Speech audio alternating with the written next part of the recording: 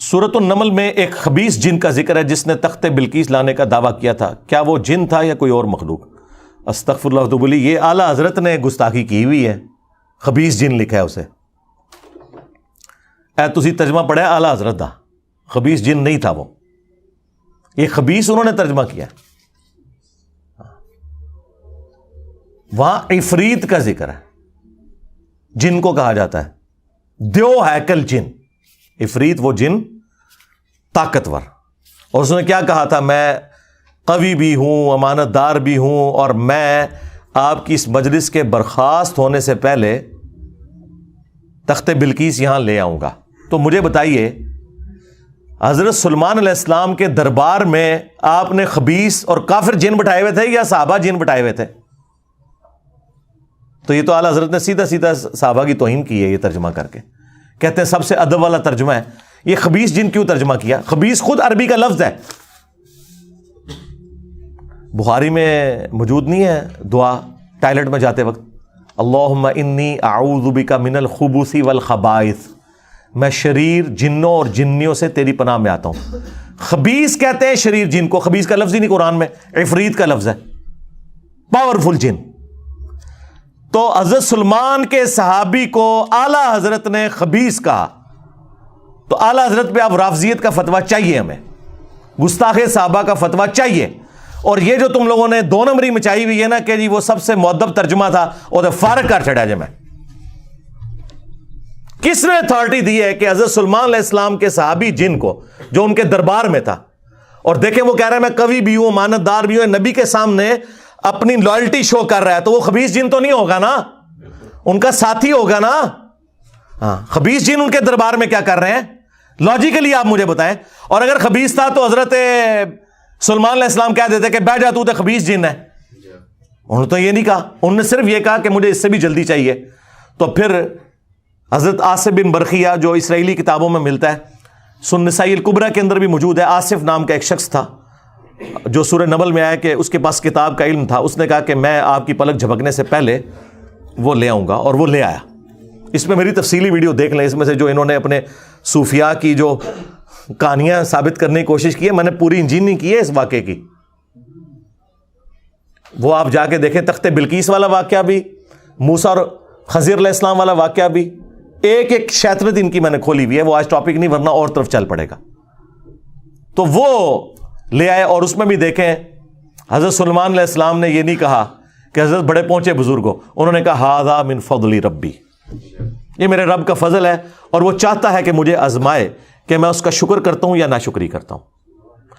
حضرت سلیمان علیہ السلام نے اس کے اس کرتب کو, جو آپ کے نزدیک کرتب ہے, ہمارے نزدیک کرامت ہے, اس کو اس کے ساتھ نہیں جوڑا کہ اس نے کوئی کمال کیا, کیونکہ انہیں پتا تھا کہ یہ اللہ کا فضل ہے, اور وہ فضل حضرت سلیمان علیہ السلام کی وجہ سے ہی تھا.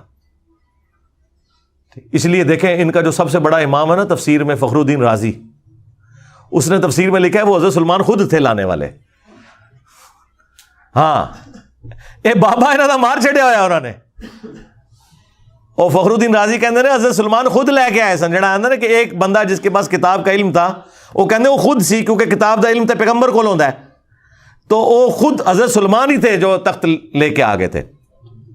ان کی منجی ٹھوک گیا امام فخر الدین رازی. ہم نہیں ویسے ان کے ساتھ ایگری کرتے, یہ الگ سے کوئی بندہ تھا, لیکن اس بات سے ایگری کرتے ہیں کہ واقعی کتاب کا علم جو ہے وہ نبی کو ہوتا ہے. عین ممکن ہے کہ وہ اس دور میں کوئی اور نبی ہو, ایک وقت میں زیادہ انبیاء ہوتے تھے اگلے زمانوں میں, یا وہ کوئی فرشتہ ہو جو انسانی شکل میں ان کا درباری تھا,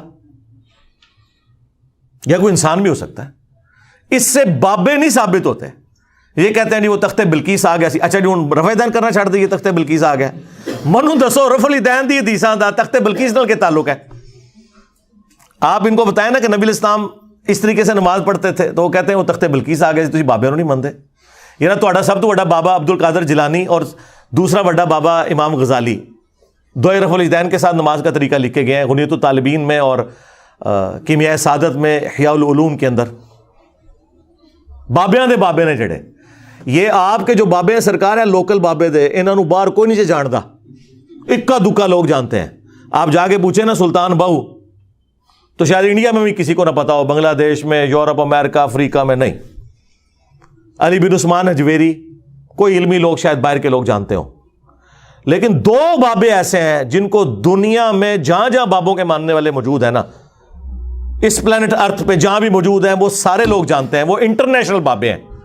نمبر 1 امام محمد غزالی، المتوفا 505 ہجری، آج چل رہا ہے 4 رمضان 1444 ہجری، تو آلموسٹ 900 سال پہلے، کیونکہ ان کی کنٹریبیوشن ہے، انہوں نے کتابیں لکھی، احیاء العلوم لکھی، منہاج العابدین، مکاشفۃ القلوب، کیمیائے سعادت، المنقذ من الضلال میں انہوں نے اپنی لائف سٹوری بھی پوری بتائی ہوئی۔ تو وہ یہ ساری کتابیں لکھ کے انہوں نے ایک سلیبس دے کے گئے ہیں، تو ظاہر ہے بہت بڑی کنٹریبیوشن ہے۔ اور ان کے کچھ عرصے کے بعد آئے شیخ عبد القادر جیلانی، یہ 505 ہجری میں فوت ہوئے ہیں، اور شیخ عبد القادر جیلانی جو ہیں وہ پیدا ہوئے ہیں 471 ہجری میں، اور فوت ہوئے ہیں 561 ہجری میں۔ لیکن امام غزالی سے ان کی ملاقات نہیں ہوئی ہے، زمانہ پایا ہے انہوں نے امام غزالی کا، لیکن امام غزالی ان سے سینئر تھے، یہ مل نہیں سکے ان کو، تو ان کو ایک انٹرنیشنل صوفی بزرگ مانا جاتا ہے۔ غنیت الطالبین ان کی کتاب، وہ فتوح الغیب توحید کے اوپر بہترین کتاب ہے۔ یہ 2 انٹرنیشنل بزرگ، اور دونوں نے رفع الیدین کے ساتھ طریقہ لکھا ہے بخاری مسلم والا نماز کا۔ تو تخت بلقیس آ گیا تھا۔ آپ اگر بابوں کے بارے میں کلیم کرتے ہیں تو ٹھیک ہے، وائٹ ہاؤس لا کے مرگلہ ہلز پہ رکھیں، یا ٹیلا جوگیاں ہمارے جیلم کی پہاڑی پہ کوئی لے آئے وائٹ ہاؤس، میرے ہوندے تے نہیں جا سکتا، میں تو ایک بار پڑھنا لا حول ولا قوت الا باللہ، تھوڑا بابا بھی غائب تے وہ لے آئے ہوئی چیز بھی غائب، وہ بابا بہت بڑا آ گیا نا، تو ہم مان لیں گے۔ ورنہ میں کہوں کہ یہ جو تخت میرے نیچے میں ہے، یہ بھی میں جو ہے سرگودا سے آیا ویسے، اور گاڑی پہ رکھ کے ہمارے امداد بھائی اتنی محنت سے اسے لے کے آئے، میں کہا جی میں پلک جھپکنے سے پہلے یہ لے آیا تھا، تو مان لو گے، کہو گے نا ویڈیو دکھاؤ کتنے ساڑھے سامنے کرو، تو بھائی آپ بھی جب یہ کریں گے تو ہم مانیں گے نا، اس طرح تو نہیں زبانی کلامی مان لیں گے، ٹھیک ہے۔ تو وہ ضمناً میں نے اس چیز کا ذکر کر دیا تاکہ آپ کو پتہ چل جائے۔ باقی یہ جو احمد صاحب بریلوی صاحب نے گستاخی کی ہے، یہ بہت خطرناک بات ہے، خطرناک سے بھی اگلا ورژن، خبیث جن کہہ دیا۔ اور بریلویوں کا کلیم یہ ہے کہ سب سے زیادہ مؤدب ترجمہ جو ہے نا وہ ہمارے اعلیٰ حضرت کرتے ہیں۔ ٹھیک ہے، مجھے بھی کئی جگہوں پہ ان کے الفاظ کا چناؤ بہت بہتر لگا، میں باقیوں کو غلط نہیں کہتا لیکن وہ بہتر سمجھتا ہوں۔ مثلا انہوں نے ترجمہ کیا بسم اللہ الرحمن الرحیم کا، اللہ کے نام سے شروع جو مہربان رحمت والا۔ باقیوں نے ترجمہ کیا تھا شروع اللہ کے نام سے، یا شروع کرتا ہوں اللہ کے نام سے، انہوں نے اللہ کے نام سے شروع کیا، لیکن باقیوں کا بھی کوئی غلط نہیں ہے۔ کیسے غلط ہے؟ انہوں نے شیطان کے نام سے شروع کیا، کہتے نہیں جی انہوں نے شروع سے شروع کیا، ہاں کتابوں میں لکھا ہوا ہے اللہ سے نہیں شروع کیا، شروع سے شروع کیا۔ تو پھر میں ان کو پھکا دیتا ہوں کہ اللہ نے بھی شروع سے ہی شروع کیا ہوا ہے، اللہ سے شروع نہیں کیا۔ بسم اللہ میں بھی اللہ بعد میں آتی ہے، با اور اسم یہ پہلے آتا ہے۔ وہ کہتے ہیں نہیں وہ عربی لنگوسٹک اس طرح ہوتی ہے، نہیں سرکار ہو سکتی ہے۔ اللہ الذی باسمہ ابدہ، بریلوی یہ بسم اللہ بنا سکتے ہیں اپنی، اللہ ہے وہ ہستی جس کے نام سے میں شروع کرتا ہوں، تو بسم اللہ بھی آپ اپڈیٹ کر سکتے ہیں اپنی، یعنی جیسا ترجمہ آپ نے اپنا ٹھیک کیا تو بسم اللہ بھی ٹھیک کر لیں۔ تو اللہ کو عربی آتی تھی، اللہ یوں بھی بسم اللہ نازل فرما سکتا تھا، اللہ الذی، اور یہ تو قرآن میں ہے نا، هو اللہ الذی، اللہ الذی باسمہ ابدہ، اللہ ہے وہ ہستی جس کے نام سے میں ابتدا کرتا ہوں، بسم اللہ ہی ہو سکتی تھی۔ یہ کہانیاں چھوڑیں یار، 10 صحابہ اولو العزم آ جائیں نا 10 مبشرہ جنہیں اردو آتی ہو، ہم انہیں قرآن کی عربی کا ایک صفحہ دیں اور کہ اس کا ترجمہ کرو، کیا 10 کے 10 ایک طرح کے الفاظ کے ساتھ ترجمہ کریں گے؟ ہو ہی نہیں سکتا۔ ہاں مفہوم ایک ہوگا، یہ ہو ہی نہیں سکتا کہ ایک زبان دوسری میں ٹرانسلیٹ ہو تو الفاظ کا چناؤ ایک جیسا ہو، مفہوم ایک ہی ہوگا۔ آپ 10 PhD انگلش لے آئیں انہیں آپ انگلش کا ایک مضمون دیں اور انہیں اردو بھی آتی ہو, انہیں کہیں اسے اردو میں ٹرانسلیٹ کرو, کیا ورڈ بائی ورڈ ایک ایک لفظ ملتا جلتا ہوگا؟ نہیں, مفہوم ایک جیسا ہوگا. تو یہاں پہ بھی مفہوم کے اوپر جایا کریں, مفہوم ایک جیسا, الفاظ کے چناؤ میں فرق ہو سکتا ہے. اللہ تعالیٰ نے جو الفاظ استعمال کیے ہیں اس کے ایکویلنٹ اگر دوسری زبان کے اندر کوئی سمجھتا ہے کہ اس کی بجائے یہ لفظ استعمال ہونا چاہیے, اس کا رائٹ ہے, کرے, دوسرے کے اوپر نہ کرے. واللہ خیر الماکرین کا ترجمہ باقی لوگوں نے کیا اللہ سب سے بہترین مکر فرمانے والا ہے. بریلوی کہتے ہیں دیکھو جی انہوں نے اللہ کو مکار کہہ دیا. او بھئی یہ عربی میں لفظ استعمال ہوا ہے خیر الماکرین, وہ کہتے ہیں نہیں تدبیر ہونا چاہیے. تدبیر خود عربی کا لفظ ہے, اللہ نے تو نہیں یوز کیا. کہتے ہیں دیکھیں جی اعلیٰ حضرت نے کتنا پیارا ترجمہ کیا ہے, وَمَكَرُوا وَمَكَرَ اللَّهُ وَاللَّهُ خَيْرُ الْمَاكِرِينَ. انہوں نے بھی مکر کیا اور اللہ نے بھی اپنی خفیہ تدبیر فرمائی, اور اللہ سب سے بہتر خفیہ تدبیر فرمانے والا ہے. کہتے ہیں دیکھیں کتنا بادب ترجمہ ہے. بادب انہوں نے خود ہی ترجمہ بنا چھڑا ہے نا, ہوتا تدبیر بھی تو عربی کا لفظ تھا.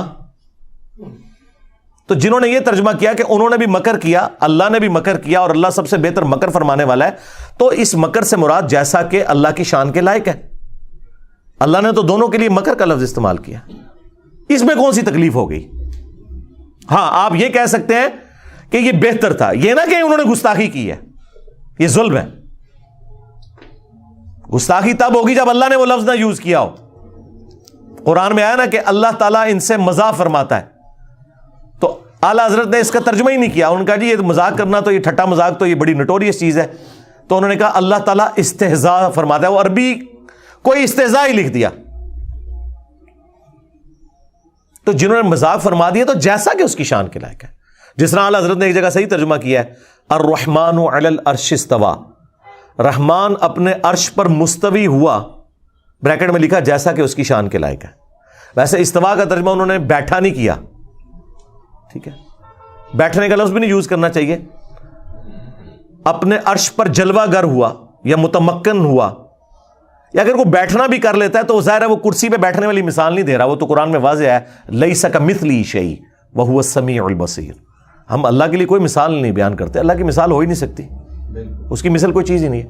اگر کوئی بیٹھا بھی ترجمہ کر لیتا ہے تو وہ بیٹھنے سے مراد یہ نہیں کر رہا ہوتا, یا قرآن میں اللہ کا ہاتھ تو وہ ہاتھ سے مراد یہ ہاتھ نہیں لے رہا ہوتا, جیسا کہ اس کی شان کے لائق ہے, اس کی مثال ہی کوئی نہیں ہے. تو انہوں نے پورے کتابچے لکھے ہیں کہ اعلیٰ حضرت کا ترجمہ ٹھیک ہے اور باقیوں کا غلط ہے, اور وہ اس میں یہ مثالیں دیتے ہیں. تو آپ کا رائٹ ہے کہ آپ بتائیں کہ یہ بہتر تھا, لیکن یہ نہ کہ باقیوں کے ترجمے ہی غلط ہوئے ہیں یا آپ نے پڑھنے نہیں ہے. وہ کہتے ہیں جی قل کا ترجمہ دیکھیں اعلیٰ حضرت سے بہتر کسی نے نہیں کیا. قل کا ترجمہ اعلیٰ حضرت نے کیا ہے اے محبوب تم فرماؤ. اب اشرف تھانوی صاحب نے تو کہا ہے اس کا ترجمہ آپ فرما دیجئے, تو آپ میں زیادہ ادب ہے یا تم میں زیادہ ادب ہے؟ آپ میں. تو اعلیٰ حضرت نے تو ادب چھوڑ دیا, یہاں تم کر دیا. تو وہ کہتے ہیں نہیں آپ کو سمجھ نہیں آئی, یہ تم اللہ کہہ رہا ہے. تو اللہ کی جو اپنے نبی سے فریکنس ہے نا, وہ آپ کے ساتھ نہیں ہوگی, تم کے ساتھ ہوگی. ہم کہتے ہیں بالکل آپ کی بات درست ہے, اور کہتے ہیں دیکھیں اعلیٰ حضرت نے کتنا خیال رکھا ہے شان الوہیت اور شان رسالت کا, کہ اللہ اپنے نبی کو آپ نہیں کہے گا تم کہے گا, اور جب نبی اس بات کو امت تک پہنچائیں گے تو وہ کہہ نہیں رہے ہوں گے, فرما رہے ہوں گے. لہذا آپ کہہ دیجئے یہ ترجمہ وہ کہتے ہیں ٹھیک نہیں ہے, تم فرماؤ ترجمہ ٹھیک ہے, کہ اللہ تو اپنے نبی کو تم کہے گا نا, کیونکہ خالق اور مخلوق کا فرق ہے. شکر ہے ادھر انہوں نے مانا ہوا یہ فرق, نہیں تو توحید ان کو سمجھانی پڑتی ہے کہ بھائی خالق اور مخلوق کا فرق بہت بڑا ہے. اور امت سے جب وہ کہیں گے تو وہ فرما رہے ہوں گے, کہہ نہیں رہے ہوں گے, کیونکہ امت کو ان کا ارشاد ہے. تو تم فرماؤ, ہم کہتے ہیں بالکل بہت پیارا ترجمہ ہے, تم فرماؤ. لیکن آپ کہہ دیجئے یہ بھی کوئی غلط ترجمہ نہیں ہے, کسی بری انٹینشن کے ساتھ نہیں ہے. اس طرح وہ کمپیریزن کروا رہے ہوتے ہیں. میں تو کہتا ہوں جس مکتب فکر سے آپ تعلق رکھتے ہیں ترجمہ پڑھیں, آپ کا رائٹ ہے. ڈنڈی اکا دکا جگہ پہ جہاں پہ لوگوں نے ماری ہے نا وہ پکڑی جاتی ہے, اس کی وجہ سے آپ کسی کو یہ نہ کہیں کہ آپ فلاں کا ترجمہ پڑھیں فلاں کا نہیں. بریلویوں نے اعلیٰ حضرت کا ترجمہ پڑھا ہے اور اللہ نے انہیں توحید کی حقیقت تک پہنچا دیا. اعلیٰ حضرت نے ترجمہ بڑا پیارا کیا ہے, ایاک نعبد و ایاک نستعین, اے اللہ ہم تیری ہی عبادت کریں, تجھی سے مدد چاہیں. تین خوبصورت چیزیں ایک جگہ جمع کر دی ہیں. باقی سب نے ترجمہ کیا ہے اے اللہ تیری عبادت کرتے ہیں تجھی سے مدد چاہتے ہیں. یہ پرفیکٹ ترجمہ نہیں ہے کیونکہ یہاں مضارع کا صیغہ ہے. مضارع میں حال اور مستقبل دونوں کور ہوتے ہیں. ترجمہ اس کا یوں بنتا تھا اے اللہ تیری ہی عبادت کرتے ہیں اور کریں گے, تجھی سے مدد چاہتے ہیں اور چاہیں گے. اور دوسری بات, یہ دعائیہ کلمات تھے, تو اعلی حضرت نے دعا پلس حال پلس فیوچر مستقبل تینوں کو ایک جگہ جمع کر کے ترجمہ پتہ کیا کیا ہے, اے اللہ تیری ہی عبادت کریں تجھی سے مدد چاہیں. یعنی آج بھی اگر عبادت کر رہے ہیں تو تیری کریں, مستقبل میں بھی کریں تو تیری کریں, اور دعا بھی ہو گئی اے اللہ تیری عبادت کریں تجھی سے ہی مدد چاہیں. میں کہتا ہوں کلاس ہے, یعنی یہ 100/100 نمبر بنتے ہیں. اس طرح کا ترجمہ اور کسی نے نہیں کیا. یہ لازم بات ہے کہ اعلی حضرت کے ماننے والے بابوں کو پکار رہے ہیں, ہاں, لیکن ہم کہتے ہیں اعلی حضرت کا ترجمہ پڑھو تو ہی تک پہنچ جاؤ گے. بریلوی ہو تو اعلی حضرت کا ترجمہ پڑھ لو, دیوبندی ہو تو اپنے اشرف تھانوی کا ترجمہ پڑھ لو, اہل حدیث ہو تو اپنے جوڑا گڑھی صاحب کا ترجمہ پڑھ لو, شیعہ ہو تو اپنے فرمان علی شاہ کا ترجمہ پڑھ لو. انہوں نے بھی یہی ترجمہ کیا اللہ تیری عبادت کریں تجھی سے مدد چاہیں. بعد میں بے شک وہ پکارتے رہے یا علی مدد کہتے رہے یا شیخ عبد القادر جیلانی مدد کہتے رہے, اسے کوئی فرق نہیں پڑتا. قرآن میں تو یہی لکھا ہوا نا. پھر ہم کیوں نہ کہیں کہ مرنے سے پہلے اے مسلمان کر لے اس پہ غور, کتابوں کا خدا اور ہے بابوں کا خدا اور. یعنی کہ اسی خدا کو مانتے ہیں لیکن تعلیمات وہ نہیں ہیں جو کتابوں میں آئی ہیں. بابوں نے اپنی طرف سے ہی دین گھاڑ کے آپ کو بتایا. تو جہاں جہاں پہ ان کا ترجمہ اچھا ہے ہم تعریف کرتے ہیں کہ بہت اچھا ترجمہ کیا, لیکن جہاں جہاں ڈنڈی ماری وہ پکڑی گئی. آپ دیکھیں نا, انا ارسلنا کا شاہدا و مبشرا و نذیرا, اس کا ترجمہ اتنا ظلم پہ مبنی انہوں نے کیا, اے نبی ہم نے آپ کو حاضر و ناظر بنا کے بھیجا. اب عام بندے کو کہ وہ کہتا ہے قرآن میں لکھا ہے حاضر و ناظر, آپ کیوں نہیں مانتے؟ اب انہیں کون بتائے کہ یہ حاضر و ناظر دونوں لفظ عربی کے تھے, حاضر ناظر, قرآن میں تو نہیں لکھے ہوئے. قرآن کے جو الفاظ ہیں وہ ہے شاہد, تو شاہد کا ترجمہ انہوں نے کر دیا ہے حاضر و ناظر. اب اس کی وجہ سے مصیبت کھڑی ہوگی. اسی وجہ سے پھر اہل حدیث دیوبندی کہتے ہیں جی اعلیٰ حضرت نے ترجمہ چینج کر دیا. ہم کہتے ہیں کوئی فرق نہیں پڑتا, اعلیٰ حضرت نے اپنی ڈنڈی خود ہی پکڑ لی ہے. ہر جگہ تو بندہ ڈنڈی نہ مار سکتا. یہی شاہد کا لفظ, شہید کا لفظ جب آیا ہے نا سورۃ البقرہ میں پارہ نمبر 2 کے آغاز کے اندر, اعلیٰ حضرت ان فوت ہو گئے نے, رجوع بھی نہیں کر سکتے, نہیں تو رجوع کروا لیندے. آیت نمبر 143 وَكَذَلِكَ جَعَلْنَاكُمْ أُمَّةً وَسَطًا, اور اس طریقے سے ہم نے تمہیں معتدل امت بنایا ہے, لِتَكُونُوا شُهَدَاءَ عَلَى النَّاسِ, تاکہ تم حاضر و ناظر بن جاؤ لوگوں پر, پوری امت حاضر و ناظر. اب میں وہ ترجمہ وہ کر رہا ہوں, وَيَكُونَ الرَّسُولُ عَلَيْكُمْ شَهِيدًا, اور رسول اللہ تم پر گواہ بن جائیں, تم پر حاضر و ناظر ہو جائیں. اب یہاں پہ امت کو پہلے حاضر و ناظر ماننا پڑنا تھا اور نبی علیہ السلام کو بعد میں. اب اعلیٰ حضرت نے یہاں ترجمہ ٹھیک کیا ہے, تاکہ تم گواہ بن جاؤ اور لوگوں پر, اور یہ رسول تم پر گواہ. آئے ہو نا داڑھ تھلے اعلیٰ حضرت جی, اپنا خود ترجمہ وائلیٹ کر دیا. یہی ترجمہ تھا وہ انا ارسلنا کا شاہدا و مبشرا و نذیرا میں, وہاں انہوں نے اور ترجمہ کر دیا. لیکن سورہ البقرہ کی آیت نمبر 143 میں انہوں نے وہی ترجمہ کیا جو بنتا تھا, یعنی شہادت علی الناس ہم دے رہے ہیں. مولانا مودودی کی ایک کتاب بھی ہے شہادت علی الناس, یعنی اس امت کا کام ہے کہ وہ ختم نبوت کی برکت سے, نبی علیہ السلام کے بعد تو کوئی پیغمبر نہیں آنا, وہ رسول اللہ کے بہاف پہ اللہ کی اور دین کی گواہی دے گی اور لوگوں کے سامنے, یعنی دین کا پیغام پہنچائے گی, جس طرح نبی علیہ السلام نے شہادت علی الناس کی اپنے زمانے کے لوگوں کے اوپر. اور اس کے کانٹیکسٹ میں بخاری میں حدیث بھی ہے کہ قیامت والے دن حضرت نوح علیہ السلام کے امتی انکار کر دیں گے کہ ہمارے نبی نے ہم تک پیغام ہی نہیں پہنچایا, تو رسول اللہ کی امت گواہی دے گی کہ حضرت نوح علیہ السلام نے پیغام پہنچایا تھا. حضرت نوح کے حق میں وہ امت کہے گی کہ جی آپ گواہ لے کے ہیں, تو حضور کی امت کہے گی کہ ہم گواہی دیتے ہیں. تو حضور کی امت نے حضرت نوح علیہ السلام کا زمانہ پایا ہوا ہے, کیسے گواہی دیں گے؟ قرآن کے ہونے پہ, کہ قرآن میں آیا تھا کہ سورہ نوح موجود تھی, سورہ ہود موجود تھی, سورۃ الاعراف موجود تھی, کہ کتنی محنت کے ساتھ اس شخص نے 950 سال تک توحید کا علم بلند کیا، تب بھی امت میں سے چند لوگوں نے صرف حق قبول کیا. تو یہ امت محمدیہ گواہی دے گی. تو نبی علیہ السلام نے اس آیت کے کانٹیکسٹ میں فرمایا کہ یہ امت گواہ ہوگی اگلی امتوں کے اوپر بھی، ان کے نبیوں کے حق میں گواہی دے گی قرآن کی برکت سے. یہ نہیں کہ حاضر و ناظر تھی. یہاں پہ ڈنڈی اعلی حضرت مار گئے اور وہ ڈنڈی پکڑی گئی. پھر سورۃ القصص میں ایسے پکڑی گئی کہ سورہ آل عمران میں، سورہ قصص میں اور کئی جگہوں پہ آیا کہ اے نبی آپ موجود نہیں تھے جب ہم نے موسیٰ علیہ السلام کو کوہ طور کے پاس پکارا تھا. اور اللہ تعالیٰ اپنے نبی کی نبوت کی دلیل یہ بتا رہا ہے کہ تم میں وہ شخص ہے جو اپنی پیدائش سے 1400 سال پہلے، آلموسٹ 1400 سال بھی نہیں، 2000 سال پہلے، حضرت عیسیٰ علیہ السلام سے 1400 سال پہلے کا زمانہ ہے حضرت موسیٰ کا.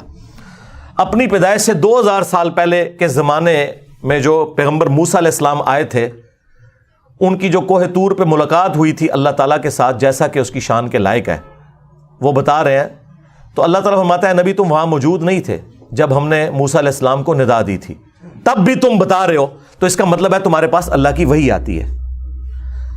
اللہ کے نبی کی نبوت کی دلیل بنایا جا رہا تھا، لیکن ساتھ ایک مسئلہ بھی کلیئر ہو گیا کہ حضور وہاں پہ حاضر نہیں تھے، کیونکہ ان کا یہ عقیدہ ہے. مفتی احمد یار خان نعیمی نے جال حق میں لکھا ہے کہ حضور اگلی امتوں میں بھی حاضر و ناظر تھے، صرف اس امت میں نہیں.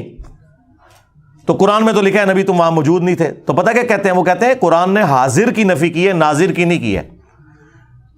یعنی وہاں موجود نہیں تھے، لیکن عالم ارواح میں یہ منظر دیکھ رہے تھے جس طرح آج قبر مبارک میں پوری امت کو دیکھ رہے ہیں. کوئی عقیدہ بنا لیا. ہم پھر کیا کہتے ہیں؟ رکو ذرا، صبر کرو، آگے چل، سورہ قصص پڑھ. اس میں اللہ تعالیٰ نے فرمایا اے نبی نہ تو آپ وہاں موجود تھے، اور وما کنت من الشاہدین، نہ تم دیکھنے والوں میں شامل تھے، نہ تم حاضر تھے نہ تم ناظر تھے. اس کا ترجمہ آ کے اعلیٰ حضرت نے ڈنڈی مار کے چینج ہی کر دیا اور بدل دیا، کیونکہ انہیں حاضر و ناظر کی نفی کرنی پڑی. شاہد وہی لفظ آیا یہاں پہ، وما کنت من الشاہدین، نہ آپ شاہدین میں تھے. اور اس سے بڑی ڈنڈی ماری مفتی احمد یار خان نعیمی نے. اس نے حاضر و ناظر کے حق میں جو دلائل دیے نا، جال حق اپنی کتاب کے اندر، اس میں جب یہ اعتراض آیا نا کہ قرآن میں تو جگہ جگہ آیا کہ نبی تم وہاں موجود نہیں تھے، اور اس میں سورہ قصص بھی اس بندے نے ذکر کی، تو اس نے سورہ قصص کی آیت آدھی لکھی اور جواب میں لکھا یہاں تو صرف یہ لکھا ہے کہ وہاں موجود نہیں تھے، یہ تو نہیں لکھا ہوا کہ وہاں شاہد نہیں تھے. حالانکہ لکھا ہوا تھا، وہ آیت ہی کاٹ دی، وما کنت من الشاہدین، پہلا حصہ لکھ دیا کہ نبی تم وہاں موجود نہیں تھے. یہ اگر کسی نے کیا ہے تو وہ جو قرآن میں آتا ہے نا کہ جو لوگ ہماری آیات میں ہمیں ہرانے کی کوشش کریں گے ہم ان کے ساتھ پھر وہ حشر کریں گے، اس شخص نے اللہ کو قرآن کی آیات میں ہرانے کی کوشش کی ہے. آیت آدھی لکھ دی اور جواب الٹ دیا کہ اس میں تو یہ لکھے وہاں موجود نہیں تھے، یہ تو نہیں ہے کہ گواہ نہیں تھے، لکھا ہوا ہے جناب وما کنت من الشاہدین. اسی لیے میرا کلپ بھی اپلوڈ ہوا تھا، قرآن میں تحریف کرنے والا مفتی. قرآن کی عربی میں کوئی تحریف نہیں کر سکتا، بس اس کی گارنٹی ہے. ترجمے میں، تفاسیر میں علماء کرام نے وہ کچھ کیا ہے کہ آج امت یہ ساری گمراہیاں انہی کی وجہ سے بھگت رہی ہے. گارنٹی صرف ٹیکسٹ کی ہے، انا نحن نزلنا الذکر وانا لہ لحافظون. اور وہ جو ترجمے میں بھی ڈنڈی ہے وہ بھی خود ان کے اپنے ترجمے سے پکڑی جاتی ہے. اس لیے میں کہتا ہوں آپ یہ نہ کہیں کہ فلاں کا پڑھو فلاں کا نہ پڑھو. خود ہی جب کوئی پورا ٹوٹالٹی میں قرآن پڑھے گا اسے پتہ چل جائے گا کہ کیا ہوا ہے. اسی طریقے سے جہاں جہاں کوئی سخت آیات آتی ہیں نا اور اعلیٰ حضرت کا دل نہیں مانتا اور وہ سمجھتے ہیں یہاں حضور کی گستاخی ہو جائے گی، وہ مخاطب تو رسول اللہ کو کیا ہوتا ہے، لیکن وہ اس کو ہٹا کے اے سننے والے. سورۃ الانعام میں آیا نا کہ وہ نبی سے منہ مانگا معجزہ مانگتے تھے، تو اللہ تعالیٰ نے فرمایا کہ اے نبی اگر تم سے ہو سکے نا تو زمین میں کوئی سرنگ تلاش کر لو یا آسمان میں کوئی سیڑھی لگا لو، ان کو معجزہ لا کے دکھا دو، ہم تو معجزہ نہیں دکھائیں گے. اور اس میں یہاں تک الفاظ آئے کہ جاہلوں میں نہ ہو. اب ظاہر ہے وہ سمجھ رہے تھے کہ بھئی اللہ تعالیٰ تو اپنے نبی کو اس طرح نہیں کہہ سکتا. بھائی اللہ ہے, اللہ اپنے بندوں کو جس طریقے سے مرضی کرے. ڈاکٹر اسرار صاحب بھی ڈر گئے, یہاں ترجمہ انہوں نے کیا ہے نبی جذباتی نہ ہو. ٹھیک ہے سرکار, اس سے کیا فرق پڑتا ہے؟ اللہ تعالیٰ نے تو حضرت نوح علیہ السلام کے لیے بھی کہا تھا کہ تم اس چیز کے بارے میں سوال نہ کرو جس کے بارے میں تمہیں علم نہیں ہے. جب انہوں نے اپنے کافر بیٹے کے لیے دعا کی تھی, وہاں پہ بھی الفاظ ہیں نوح جاہلوں میں شامل نہ ہو. وہاں تو حضرت نوح علیہ السلام کو مینشن کر کے اللہ نے کہا ہے. چلو یہاں تو تم سننے والے ترجمہ کر لو گے, وہاں کیا کرو گے؟ وہاں تو نوح علیہ السلام کو مخاطب کیا جا رہا ہے. یہ تو نہیں ہو سکتا کہ نوح علیہ السلام کے لیے آپ یہ لفظ مان لیں اللہ کی طرف سے اور نبی کے لیے نہ مانیں, وہ بھی تو پیغمبر ہیں. لیکن چند کرٹیکل آیات شکر ہے ایسی ہیں جس کا ترجمہ اعلیٰ حضرت نے بھی چینج نہیں کیا. ایک آیت تو میں ضرور کہوں گا کہ وہ آپ پڑھیں, سورۃ الاعراف کی آیت نمبر 188, جس کے بارے میں میرا یہ دعویٰ ہے کہ یہ وہ آیت ہے جو آپ مسلمانوں کے مجمع میں کسی چوک یا چوراہے میں پڑھیں تو شہادت واجب ہو جائے گی. آپ کو کوئی نہ کوئی 295C لگا کے قتل کر دے گا, خواہ آپ اعلیٰ حضرت کا ہی ترجمہ پڑھ دیں سورۃ الاعراف کی آیت نمبر 188 کا, کیونکہ پورے کے پورے ان کے جو عقائد اور نظریات جو انہوں نے گھڑے ہوئے ہیں نا, وہ سارے ایک آیت سے فارغ ہو جاتے ہیں. اور اعلیٰ حضرت نے اس کا ترجمہ بالکل ٹھیک کیا ہوا ہے, کیونکہ وہاں تو یہ کہہ نہیں سکتے تھے کہ اے سننے والے, وہاں تو نبی علیہ السلام کو ڈائریکٹ کہا جا رہا تھا قل کے ساتھ.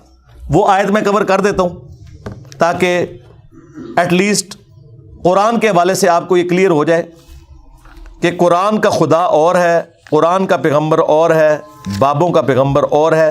اگرچہ وہ اسی پیغمبر کو مانتے ہیں لیکن ان کوالٹیز کے ساتھ مانے نا جو قرآن و سنت میں آئی ہیں. آیت نمبر ہے 188 سورۃ الاعراف, سورت نمبر 7 پارہ نمبر 9. قل لا املک لنفسی نفعا ولا ضرا, اے نبی تم فرماؤ میں تو اپنی جان کے حق میں بھی کسی نفع اور نقصان کا مالک نہیں ہوں. لو جی بابے تو سارے اڑ گئے.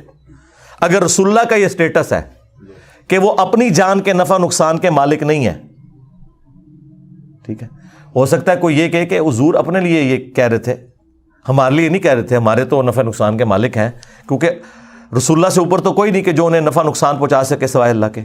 تو ہم کہیں گے رکو ذرا, صبر کرو, یہ تمہارا وسوسہ بھی قرآن سے ہی ہم ختم کر دیں گے. کھولو سورۃ المائدہ اور اس کی آیت نمبر 75 کھولو, تمہیں پتہ چل جائے گا اللہ تعالیٰ نے ایک اولو العزم پیغمبر عیسیٰ ابن مریم علیہ السلام کے بارے میں پہلے ہی فرما دیا, مل مسیح ابن مریم الا رسول, عیسیٰ ابن مریم تو نہیں تھے مگر ایک رسول ہی, قد خلت من قبلہ الرسل, ان سے پہلے بھی اور رسول گزر چکے ہیں. یہ اللہ کے بیٹے تم نے کہاں سے بنا لیے؟ رسول تھے اور رسول بھی آئے. وَأُمُّهُ صِدِّيقَةٌ, اور ان کی ماں ایک سچی عورت تھی. كَانَا يَأْكُلَانِ الطَّعَامَ, دونوں کھانا کھانے کے محتاج تھے. ہاں روٹی کے محتاج تھے, عیسیٰ بھی ان کی ماں بھی. 5 اولو العزم پیغمبر جو سورہ الاحزاب میں سورہ شورى میں آئے, محمد رسول اللہ صلی اللہ علیہ وآلہ وسلم, ابراہیم خلیل اللہ, عیسیٰ روح اللہ, موسیٰ کلیم اللہ اور نوح نجی اللہ علیہ السلام اجمعین, ان میں سے ایک بندہ, اللہ اکبر, اللہ تعالیٰ فرما رہا ہے کہ کھانا کھانے کے محتاج تھے وہ. انظر کیف نبین لہم الآیات, دیکھو کہ ہم اپنی آیات کس طرح کھول کھول کے بیان کر رہے ہیں.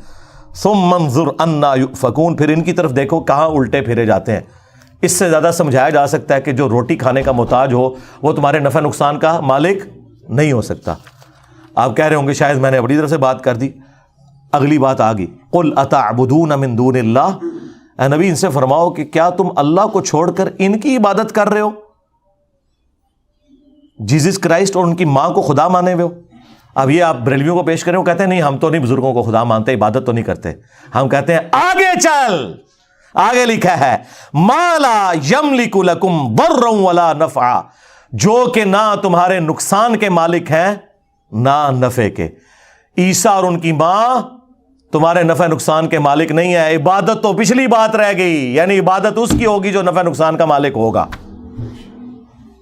تو اس میں میں نے کہا تھا کہ عیسیٰ کے جیسا ہے ہی کوئی نہیں, تیرے سارے بابے تھے شاہ ہی کوئی نہیں. ہاں مریم کے جیسا ہے ہی کوئی نہیں, تیری رابعہ بصریہ تھے، شے ہی کوئی نہیں.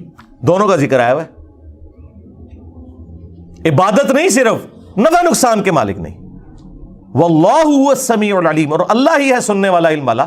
بھائی عیسیٰ ان کی ماں سننے اور علم والے ہو ہی نہیں سکتے تو کس کے مشکل کشا کہاں سے ہوں گے؟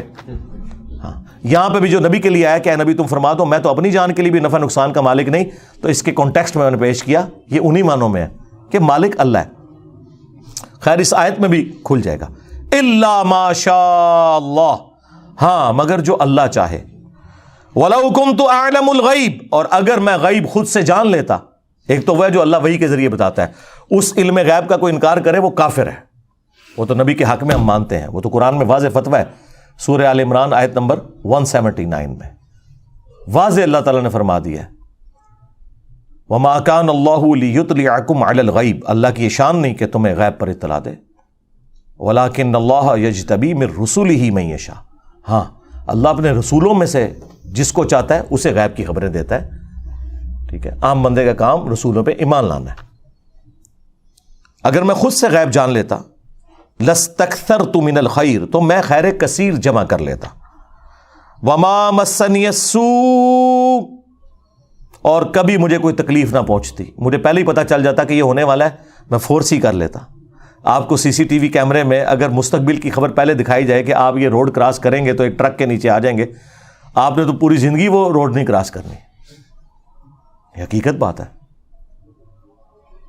ان انا الا نذیر و بشیر، میں تو نہیں سوائے اس کے کہ ڈر سنانے والا ہوں آخرت کا اور خوشخبری دینے والا ہوں جنت کی.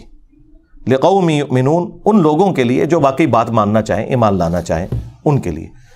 یہ سورۃ الاعراف کی آیت نمبر 188 کا اعلیٰ حضرت نے بالکل صحیح ترجمہ کیا ہے اور خود مان لیا کہ علم الغیب کا عقیدہ کیا ہے، نفع نقصان کا عقیدہ کیا ہے، سب کچھ مان لیا کہ اللہ ہی اللہ ہے. تو یہاں پہ ہم کہتے ہیں کہ اعلیٰ حضرت کا ترجمہ پڑھ لو. پھر سورۃ الانعام میں، سورہ الزمر میں، سورہ یونس میں قل انی اخاف ان عصیت ربی عذاب یوم عظیم، اے نبی تم فرماؤ کہ اگر میں بھی اپنے رب کی نافرمانی کروں تو بڑے دن کا عذاب مجھے بھی آ پکڑے گا. ظاہر ہے یہ سمجھانے کے لیے، ہاں ایسا نہیں ہے کہ رسول اللہ کو نافرمانی کریں گے، سمجھانے کے لیے. اور سمجھا نہیں انہوں نے، سمجھانا یہی تھا کہ عبد القادر جیلانی تے شاہی کوئی نہیں. ہاں اگر نبی کا یہ اسٹیٹس ہے انہوں نے بھی شریعت کو فالو کرنا ہے. وَأَنَا أَوَّلُ الْمُسْلِمِينَ، سب سے پہلے انہوں نے مسلم بننا ہے. پھر جو سورۃ الاحقاف کی آیت ہے نبی تم فرماؤ میں کوئی نیا رسول نہیں ہوں، مجھ سے پہلے بھی رسول آئے ہیں اور مجھے تو خود نہیں پتا کہ خود تمہارے ساتھ اور خود میرے ساتھ کیا ہونے والا ہے معاملہ. یعنی حضور کو تو نہیں پتا تھا کہ کب معجزات ظاہر ہوں گے، کیا ہوگا. اس سے مراد رسول اللہ کی آخرت کا معاملہ نہیں ہے، ظاہر ہے وہ تو قطعی جنتی ہیں، پورا دین اس پہ کھڑا ہے. لیکن یہ بتایا جا رہا ہے کہ جو آپ کو کہتے ہیں نا ہمارے سلسلے میں مرید ہو جاؤ، ہم اس وقت تک جنت میں نہیں جائیں گے جب تک کہ سارے مریدوں کو لے نہ جائیے. کتنے نہ لے جائیے. ہاں تو رسول اللہ تو یہ فرما رہے ہیں مستقبل اللہ اور اس کے بندوں کا معاملہ ہے. حضور جب یہ کہہ رہے تھے نا بخاری مسلم میں کہ اے نبی کے چچا عباس میرے مال سے جو لینا ہے لے لے، اگر اللہ نے تجھے پکڑ لیا میں کچھ کام نہیں آؤں گا. اے نبی کی پھوپھی صفیہ میرے مال سے جو لینا ہے لے لے، اگر اللہ کے حضور پکڑی گئی میں تیرے کچھ کام نہیں آؤں گا. اور اے نبی کی بیٹی فاطمہ، کون فاطمہ؟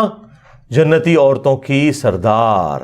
ہاں کون فاطمہ؟ میرے جگر کا ٹکڑا، نبی الاسلام نے فرمایا. جنتی عورتوں کی سردار بھی بخاری مسلم میں، جگر کا ٹکڑا بھی بخاری مسلم میں. جس نے اسے تکلیف دی اس نے مجھے تکلیف دی. لیکن حضور نے فرمایا میری بیٹی فاطمہ میرے مال سے جو لینا ہے لے لے، اگر اللہ کے حضور تو پکڑی گئی نا میں تیرے کچھ کام نہیں آؤں گا. تو مجھے بتائیں میں تو یہ پھر کہوں نا کہ فاطمہ کے جیسا ہے ہی کوئی نہیں. عبد القادر جیلانی تھے، شے ہی کوئی نہیں.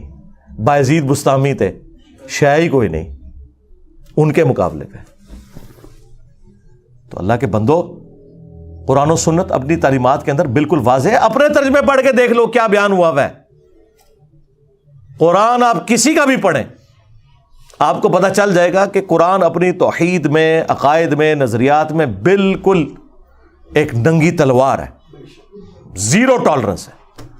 تو یہ اب چونکہ ایک پرچی آئی میرے پہ کیفیت طاری ہو گئی کہ میں نے آپ کو بتا دیا کہ یہ جو اعلیٰ حضرت کے ترجمے کے اعتبار سے جو انہوں نے ایک ڈھکوسلا سا کھڑا کیا ہوا ہے, تو یہ اتنا بھی کوئی معاملہ نہیں ہے جو انہوں نے کھڑا کیا جی اعلیٰ حضرت سے کوئی غلطیاں نہیں ہوئی ہیں. انہوں نے سیدھا سیدھا ایک صحابی کو خبیث کہہ دیا. اور اس سے بڑھ کر غزوہ احد کا جب ذکر آیا سورہ آل عمران میں, سورۃ البقرہ میں بھی کچھ اشارتاً ذکر ہے, تو وہاں پہ انہوں نے اعلیٰ حضرت نے صحابہ کرام کے بارے میں بدر و احد کے کانٹیکسٹ میں کہا کہ تم نے نہ مردی دکھائی, نہ مرد کہہ دیے صحابہ کو. اچھا ہم اسے گستاخی نہیں سمجھتے, کوئی مسئلہ نہیں ہے, ان کی ڈاکٹرین میں ہے نہ مرد کہنا. وہ کہیں گے وہ نہ مرد ان معنوں میں تھا کہ انہوں نے کمزوری دکھائی, تو ہم کہتے ہیں پھر کمزوری کا لفظ یوز کرنا چاہیے. تم تو کہتے ہو بڑا با ادب ترجمہ ہے, ہاں کہتے ہیں انجینئر بڑا گستاخانہ لفظ یوز کرتا ہے. اعلیٰ حضرت نے نہ مرد کیا ہے صحابہ کرام نو, اعلیٰ حضرت نے صحابہ کرام نو نہ مرد کیا ہے, نہ مردی دکھائی میدان جنگ میں. تو ادھر تم تعویل کرتے ہو نا, کیا کہتے ہو کہ اس سے مراد تھا کم ہمتی دکھائی. آئے سرکار اعلیٰ حضرت نو بھی پڑھانا سی نا کہ کم ہمتی ذکر کر دے, چلو بزدلی کہہ دیتے, اگرچہ وہ بھی ایک گستاخانہ لفظ تھا آپ کی ڈاکٹرین میں. ہمارے نزدیک کوئی ڈاکٹرین میں کوئی بزدلی یا کم ہمت کوئی بھی نہیں ہے, لیکن آپ نے جو کچھ پڑھایا ہے نا اپنی عوام کو, اس میں تو 100% یہ گستاخی ہے. نہ مرد کا ہے صحابہ کرام کو, تو یہ ادھر تعویل کریں گے کہ نہیں جی وہ یہ کہنا چاہ رہے تھے کہ کم ہمتی دکھائی. تو یہ کہتے ہیں نا مرد کیوں کہا, اپنے اعلیٰ حضرت کی باری آئی ہے. تو اب آپ کا جو کلیم تھا نا کہ اعلیٰ حضرت الفاظ کا چناؤ بڑا ادب والا کرتے تھے, وہ میں تھوڑا ختم کرتا. انہوں نے حضرت سلیمان علیہ السلام کے صحابی کو بھی خبیث بولا, خبیث جن, نعوذ باللہ. اور رسول اللہ کے صحابہ کو جو بدر و احد میں شامل تھے, جو ایک انسانی کمزوری کی وجہ سے کم ہمتی دکھا گئے, انہیں نہ مرد کہا, حالانکہ اس سے بہتر لفظ استعمال ہو سکتا تھا. تو ایڈے بھی نا تسی ہوں بادشاہ کھلا کے پھرا کرو کہ بھی. اور کئی لوگوں نے میری ویڈیوز بھی اپلوڈ کی ہیں کہ جی اعلیٰ حضرت کے ترجمے کے لیے بھائی نے بڑی تعریف کی ہے. سرکار میں تو ہر بندے کی تعریف بھی کرتا ہوں اچھائی میں, اور برائی میں چھوڑتا نہیں ہے میں انہوں, ہاں چاہے پرانا ہوئے چاہے نواں ہوئے, ہاں کیونکہ علم کی دنیا ہے. اور یہاں پہ یہ ہو نہیں سکتا کہ نشتر ہاتھ میں ہو سرجن کے اور اسے بتایا جائے کہ حضرت یہ مفتی اعظم پاکستان ہے جن کا اپینڈکس کا آپریشن کریں گے. وہ کہے گا جی پاویں مفتی اعظم ہے تے پاویں قاصد اعظم ہے تے پاویں وزیر اعظم ہے, چیرا سارے نو میں لانا ہے. ہاں تے اے علم دی دنیا ہے, اتنے چیرا لگے گا چاہے پرانا ہوئے چاہے نواں ہوئے. علم کی دنیا میں یہ نہیں بات ہوتی کہ آپ یہ کہیں گے پرانا ہے تو تھوڑا ہاتھوں لا رکھو تے نہیں, اس طرح نہیں ہوتا. صلو علی محمد و آل محمد, اللہم صلی علی محمد و علی آل محمد و اصحاب محمد و ازواج محمد و امت محمد اجمعین الی یوم الدین, آمین.